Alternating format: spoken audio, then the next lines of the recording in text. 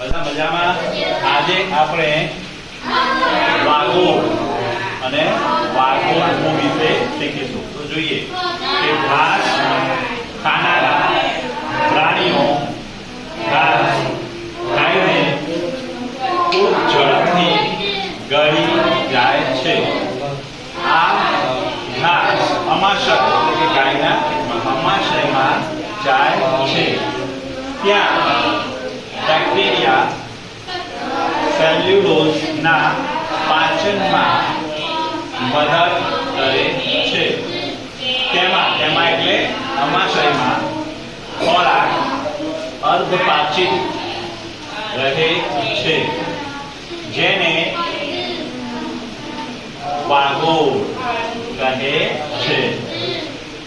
આ પ્રાણીઓ જ્યારે આરામ કરતા હોય ત્યારે આ વાઘોળ ગોળકોના સ્વરૂપમાં મોંમાં પાછા ફરે છે.